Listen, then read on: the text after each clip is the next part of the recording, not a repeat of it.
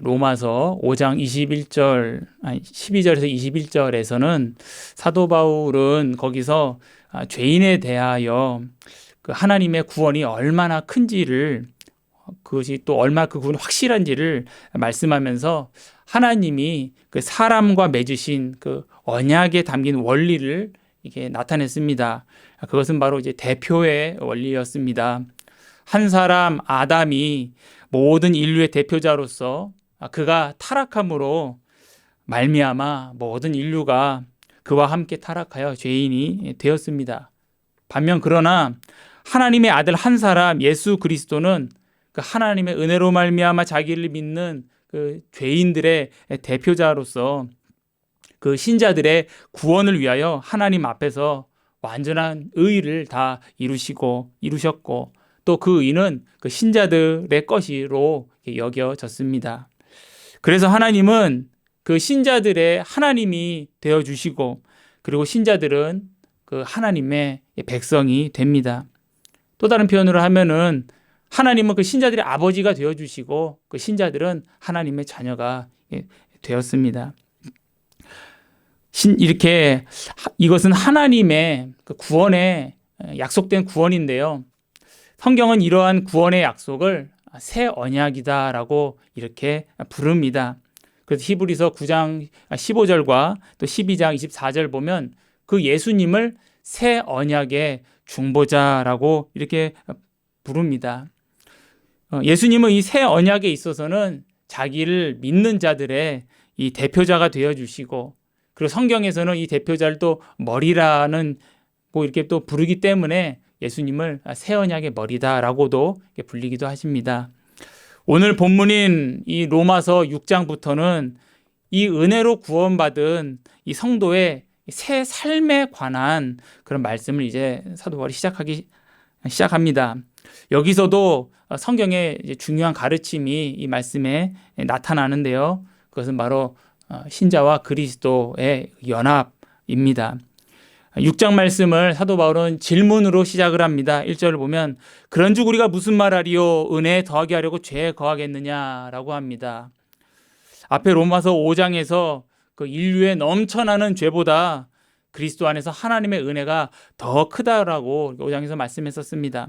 그래서 사도 바울은 아담의 범죄로 말미암은 그 결과와 그리고 예수 그리스도의 은혜로 말미암은 결과를 서로 비교하면서 예수 그리스도의 은혜를 말할 때는 더욱이라는 그 표현을 덧붙임으로써 그리스도의 은혜가 그 죄로 인한 그 타락보다 그 은혜가 더 크다라고 15절 또 17절에 그렇게 말을 했었습니다. 그뿐 아니라 20절에서는 죄가 더한 곳에 은혜가 더욱 넘쳤나니라고 이런 말을 함으로써 그리스도 안에서 죄사함의 은혜가 얼마나 큰 것인지를 사도 바울은 비교를 통하여 우리에게 보여주었습니다.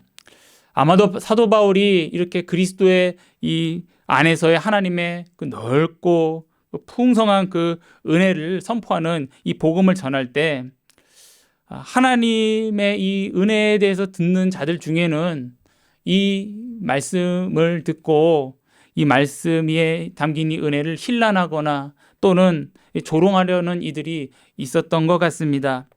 아마도 그들은 이 죄가 더한 곳에 은혜가 넘쳤나니라는 이 하나님의 이 말씀대로 이 하나님의 그렇다면 은혜를 더 크게 받기 위해서는 죄를 더 많이 지으면 그 많은 죄에 비례해서 하나님의 은혜가 더 많이 받는 것 아니냐, 이런 궤변을 아마 내놓으면서 바울이 전한 이 복음을 아마 회방하는 그런 의도가 있었던 것 같습니다. 사실 이런 생각을 한다는 것 자체가 이들이 하나님의 은혜가 무엇인지를 알지 못하고 그냥 이성으로만 판단하여서 말했다는 그런 방증이 될 것입니다. 오늘 2절을 보면 이런 궤변에 대해서 사도 바울은 대답을 아주 단호하게 합니다. 그럴 수 없느니라 라고 합니다. 그리고 오히려 이렇게 반문합니다. 죄에 대하여 죽은 우리가 어찌 그 가운데서 더 살리요.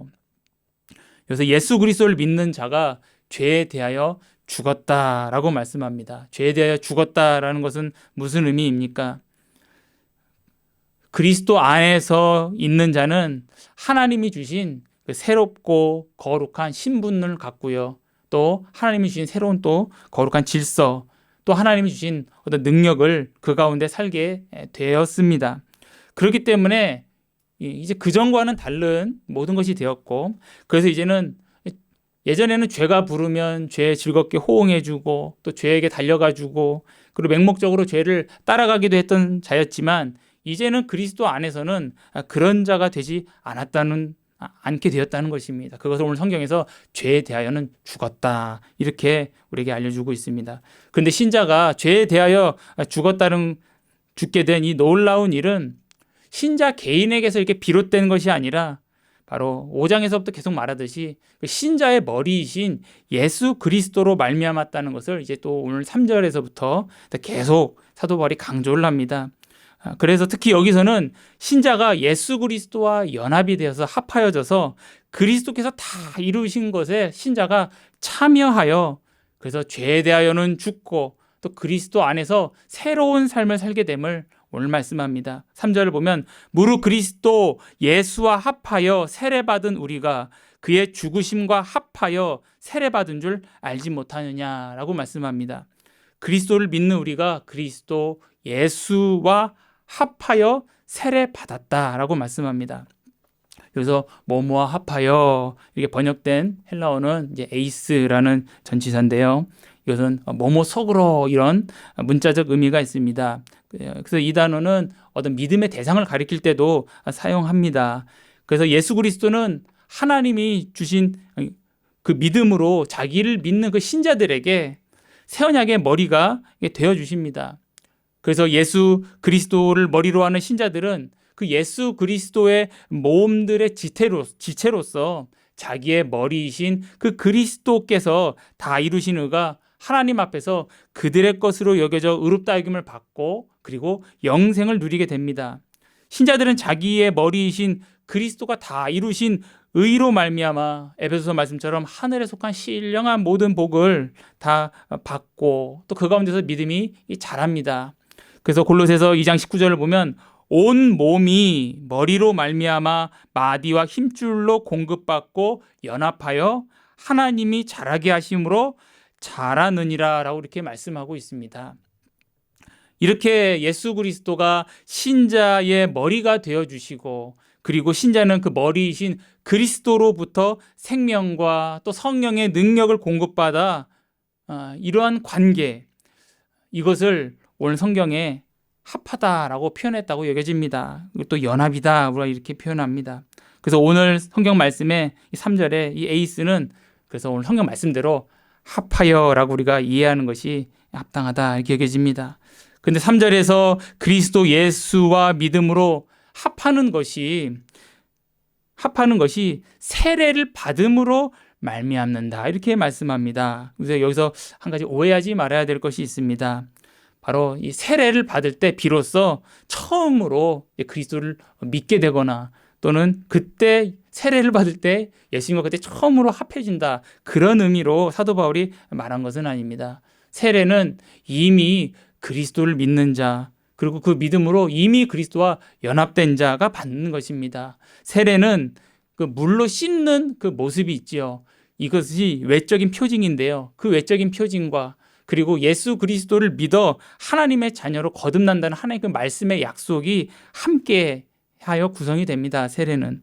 그래서 세례의 그 물로 씻은 모습이라는 그 외적인 표징으로서 하나님의 거듭남에 관한 이 약속의 말씀을 그 믿음으로 세례에 참여하는 자를 하나님께서 그 말씀에 대한 믿음을 확증해 주시고, 그리고 그 믿음이 더 굳건하게 해주는 그런 효과가 있습니다. 그래서 하나님은 세례의 이러한 약속의 말씀을 믿음으로 참여하는 자에게 하나님의 약속을 그 영혼에 더 확증해 주셔서 믿음을 굳건하게 하게 하십니다.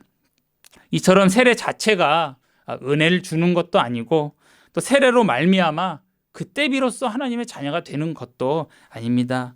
바로 세례는 그리스도 예수를 믿음으로 하나님의 자녀가 되었다는 그 하나님의 그 약속을 그 세례를 통해서 그 신자에게 참여하는 자에게 확증해 주는 그런 표입니다. 그래서 그리스도 안에서 하나님의 자녀가 되었다는 것은 곧 그리스도 예수와 연합하게 되었다는 것이므로 오늘 이 말씀처럼 이 세례는 신자에게 그리스도와 신자가 그리스도와 연합하게 되었다는 것을 확증해주는 또 표라고 오늘 말씀처럼 우리가 볼 수가 있겠습니다. 그 세례는 이러한 하나님의 약속을 믿음으로 참여하는 신자는 자신이 예수 그리스도와 연합하여 하나님의 자녀가 되었다는 그 믿음이 세례 가운데서 더 강화되는 그런 은혜를 누리게 됩니다. 그리고 이렇게 세례에서 신자의 믿음을 붙들고 강화해 주시는 분이 바로 하나님 자신이십니다. 이런 점에서 세례는 예수 그리스도를 믿게 된 신자에게 하나님의 자녀가 되었다는 표로서 주어지고, 또 신자는 세례를 받음으로써 이제 공식적으로 이제 교인이 되는 것입니다. 그러므로 오늘 본문에서 사도 바울이 세례를 언급한다는 것은 그 예수 그리스도를 믿기 시작함, 그것을 의미한다라고 이렇게 보면 되겠습니다. 그래서 다시 3절을 보면 예수 그리스도를 믿어 그와 합해진, 즉 연합된 신자인 우리는 그의 죽으심과 합하여 세례 받는 줄 알지 못하느냐라고 말씀합니다. 즉 우리가 하나님의 은혜 속으로 받아들여지자마자 즉시 우리는 그리스도의 죽으심의 효력을 우리가 누리기 시작했다는 것을 오늘 성경이 우리에게 말씀하고 있습니다. 바로 주님께서 죽으심의 효력이 무엇이냐면 바로 우리가 죄에 대하여는 죽는 자가 되는 것입니다. 근데 이어지는 4절을 보면요, 이 죽음이 죽음으로만 끝나지 않음을 말씀합니다. 제가 읽어보면 그러므로 그의 죽으심과 합하여 세례를 받음으로 그와 함께 장사되었나니 이는 아버지의 영광으로 말미암아 그리스도를 죽은 자 가운데서 살리심 같이 우리로 또한 새 생명 가운데서 행하게 하려 함이라라고 말씀합니다. 그리스도의 죽으심과 합하게 된 목적은 바로 우리 자신에 대해서는 죽고 이제는 새로운 사람, 새 사람으로 하나님께서 우리를 다시 살리시기 위한 것입니다. 예수님의 이 죽으심과 부활은 따로 분리될 수가 없습니다. 주님의 그 죽으심으로 말미암아 우리의 옛사람, 우리의 그리스도 밖에 있던 나 자신은 이미 멸해졌고요. 그리스도의 살아나심으로 말미암아 나는 그리스도 안에서 하나님의 새로운 피조물이 된 것입니다.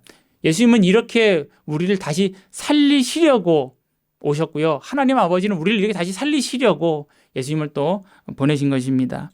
바로 이 예수님께서 부활하심을 아버지의 영광으로 말미암았다라고 하는데, 바로 하나님의 그 영광을 나타내는 큰 능력 가운데 예수님이 부활하신 것처럼 우리 또한 그리스도 안에서 새로운 삶을 사는 것이 하나님의 큰 능력 가운데, 큰 영광 가운데 우리 오늘 우리 자신이 있음을 사도 바울이 이렇게 말씀합니다.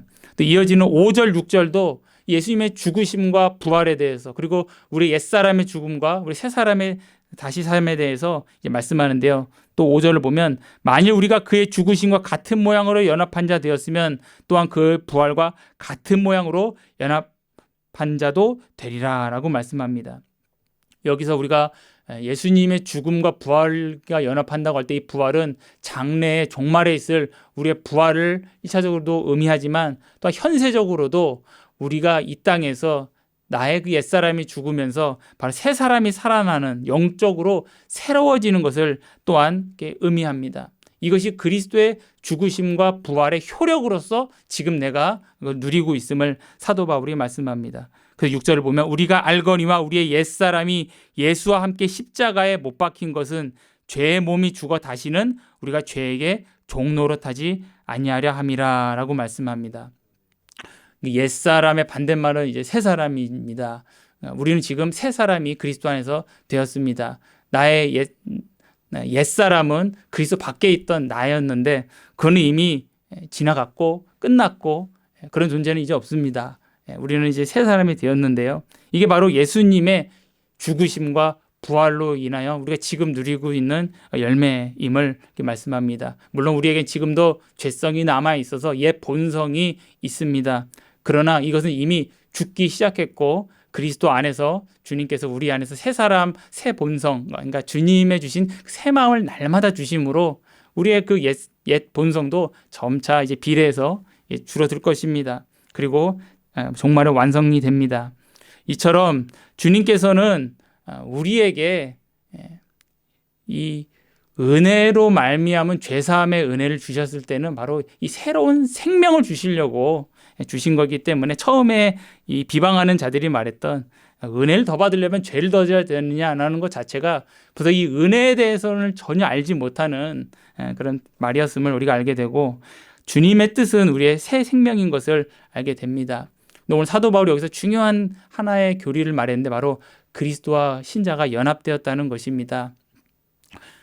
예수님의 죽으심이 나에게 효력이 있어 나의 옛사람이 죽고, 예수님의 부활하심이 나에게 효력이 있어 내가 지금 예수를 믿고 하나님을 의지하고 하나님을 예배하는 새 사람이 된 것입니다. 여기서 봤을 때 예수님과 내가 연합했다는 것이 어떤 의미인지를 여기서 우리가 알게 됩니다. 바로 예수님께서 이루신 것이 지금 나에게 적용되어서 내가 그 은혜 가운데 지금 있는 것이 내게서 나온 것이 아니라 부활하신 그 그리스도로부터 나에게 주어졌기 때문에 지금 내가 이 자리에 예배하는 것 자체가 주님이 나와 연합되어 있다는 증거가 되겠습니다. 내가 죄를 멀리하고 있다는 것 자체가 주님의 죽으심이 지금 나에게 적용되고 있다는 증거가 되겠습니다.